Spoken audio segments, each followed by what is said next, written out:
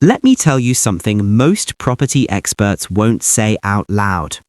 Right now, across the United Kingdom, there are cities where house prices aren't just slowing down, they're already breaking. Not sometime in the future, not hypothetically, but right now. And if you're planning to buy, sell, or invest in property heading into 2026, what you're about to hear could save you tens of thousands of pounds or stop you from walking straight into negative equity.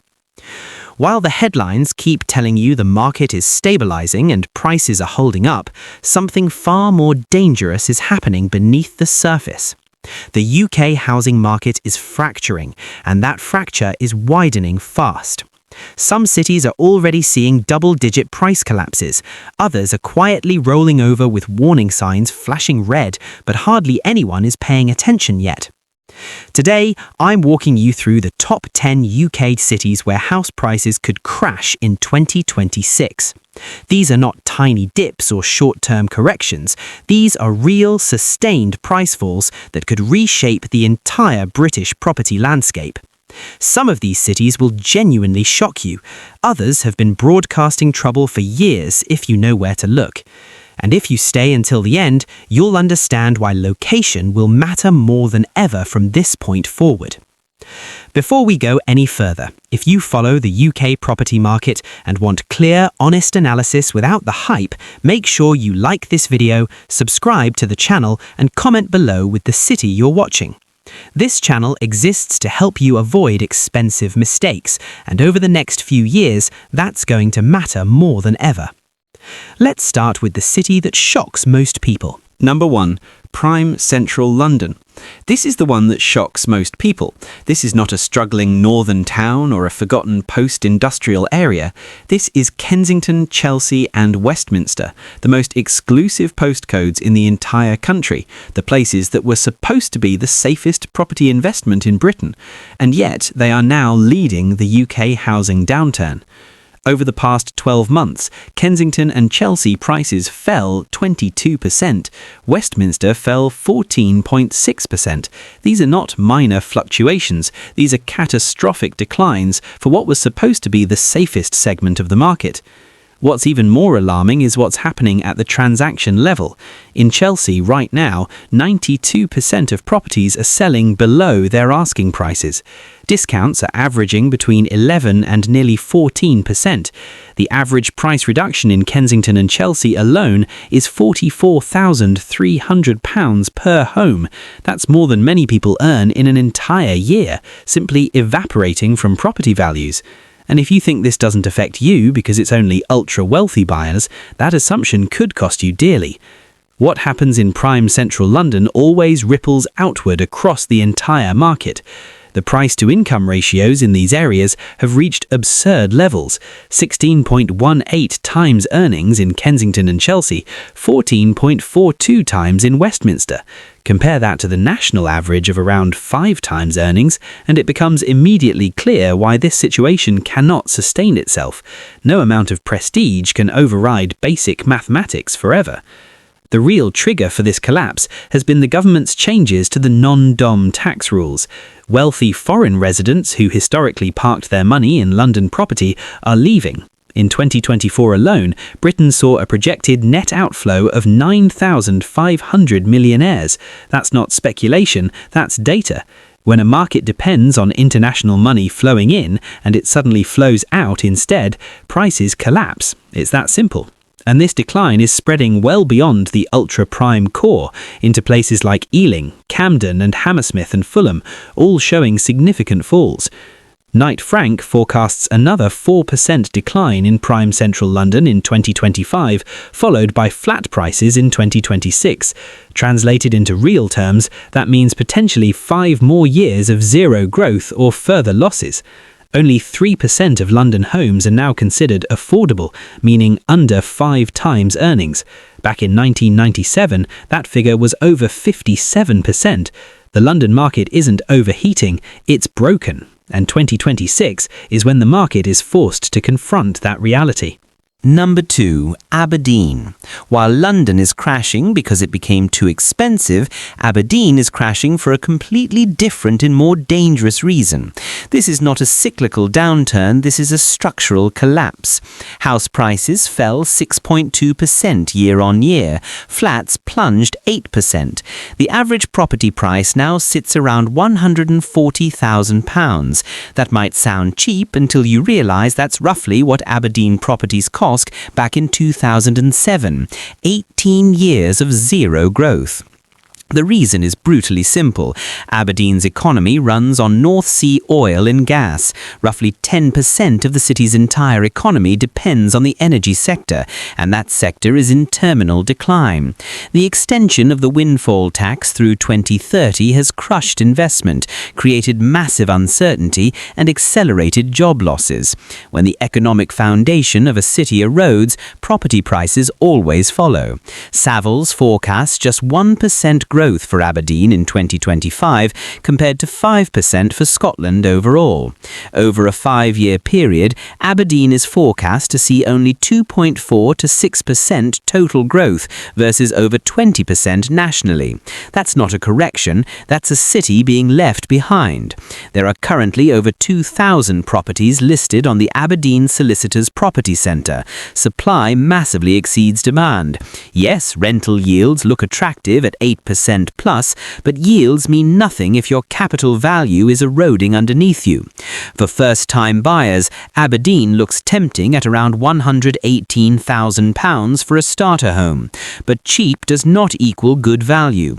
Buy too early and you could watch your property depreciate another 10 to 15% over the coming years, pushing you into negative equity if your deposit isn't strong enough. This isn't temporary.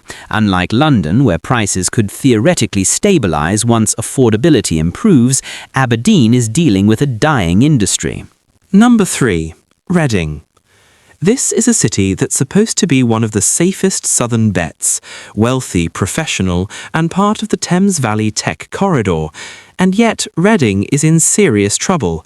It recorded the worst performance among major southern England cities outside London, with prices down 3.2% year on year to an average of £349,000.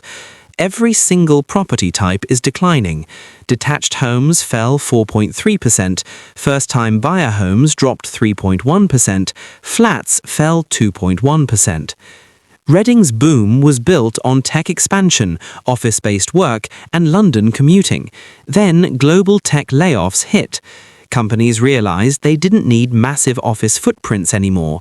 Remote working became permanent for many roles, and people began asking a simple question: why am I paying Reading prices if I don't need to commute?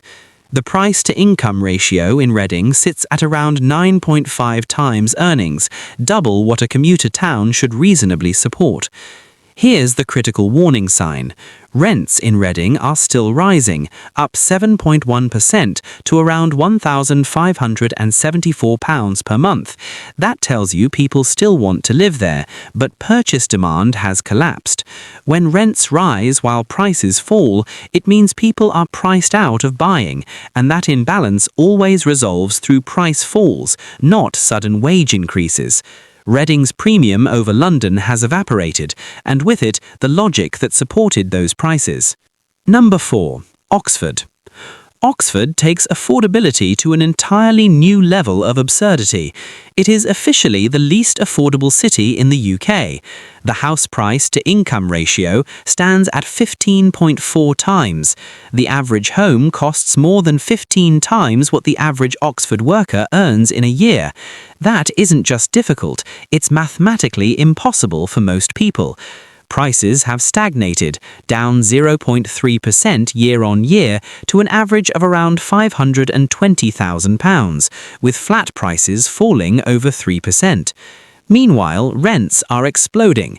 The average renter in Oxford now pays around £1,911 per month, with rental inflation running at 10.5% annually, the highest in the country. Buying is impossible for most people. Renting is becoming equally impossible. Solo first-time buyers would need over 15 times their annual salary to buy an average home. There is only one possible resolution: prices must fall. Incomes are not going to triple, so the price-to-income ratio has to come down. Reading's premium over London has evaporated, and with it, the logic that supported those prices. Number 5. Bath. Bath somehow manages to be even worse for first-time buyers. Mojo Mortgages identified Bath as the least affordable city in the UK for first-time buyers. A solo buyer would need 15.54 times their annual salary.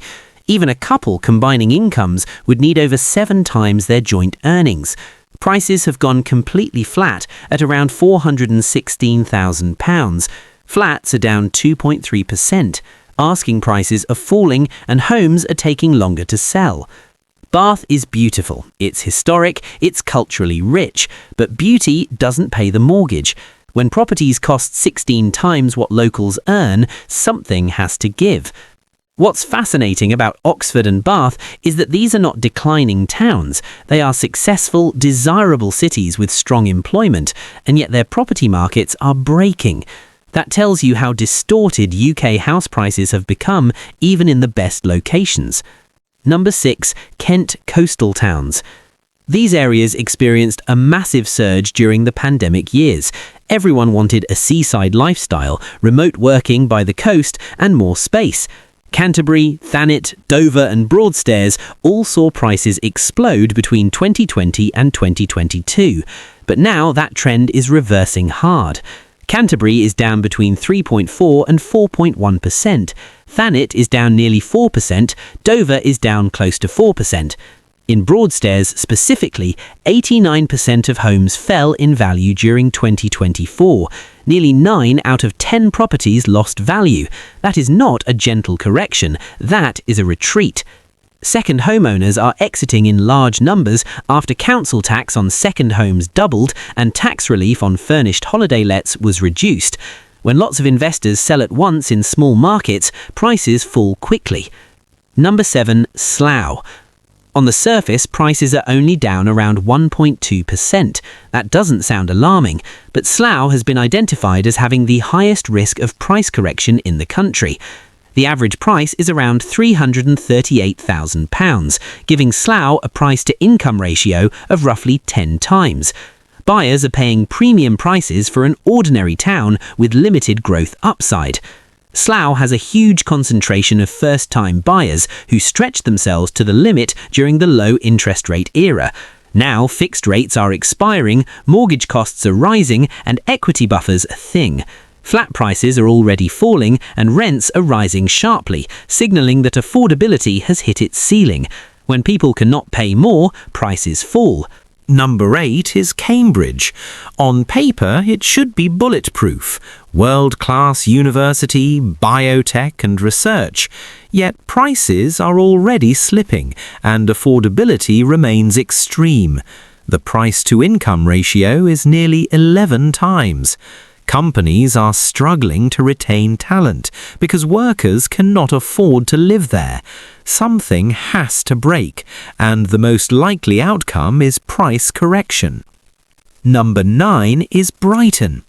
Brighton suffers from a dual affordability crisis, hitting buyers and renters at the same time.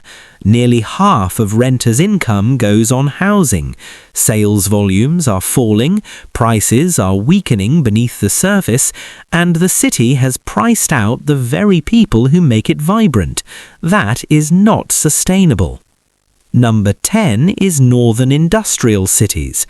Places like Middlesbrough, Blackpool, Hull, Sunderland and Bradford look affordable on paper, but hide deep economic fragility.